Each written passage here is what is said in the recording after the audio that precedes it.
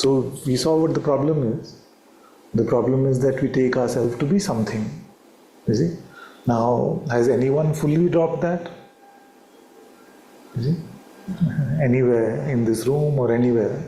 So, because no one has fully dropped that, you see, when we look at their life over a lifespan, moment to moment, of course, it is completely possible to fully drop that. And that is where the true insight of what you truly are is available.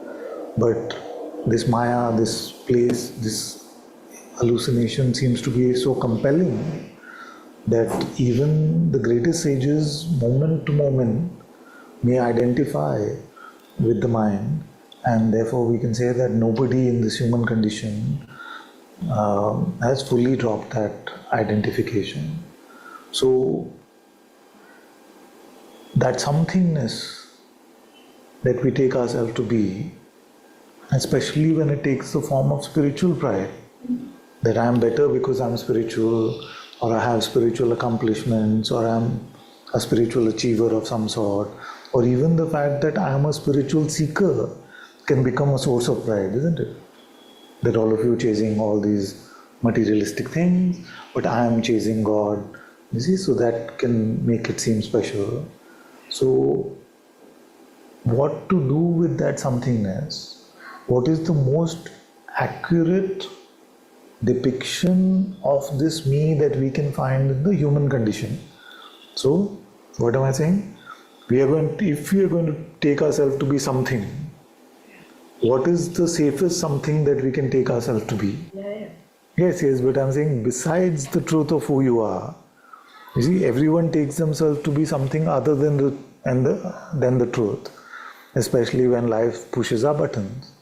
So I am is the truth of what you are. That which is I, which is aming, is the absolute reality of what you are. You see?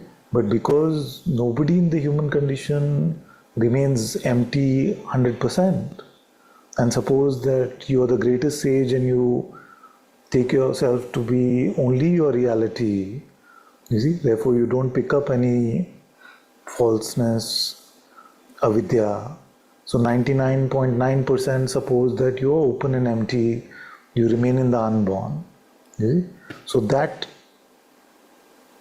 0.1%, if you take yourself to be something super special, Mahagyani, Maharaj, you see, then that can actually undo the other 99.9%. Because with that 0.1%, you can cause enough trouble in the world and your brothers and sisters that they actually may turn away from God rather than towards God. You see? So if it can happen in the lives of the greatest sages, so in our life it is much more. It is not 99.9 versus 0.1. So what is the safest refuge of an identity that we can take for that point, whatever percentage of time that we still identify? Yes.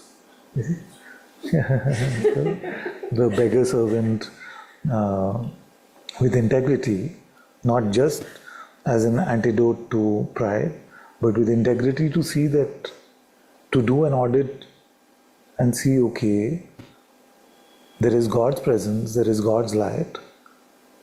What in our life is a gift of that? And what does the me really bring? You see? Okay. And if you truly were to see, you will find that this me only brings trouble. You see? Only brings suffering, only brings trouble to ourselves and to everyone around us. You see?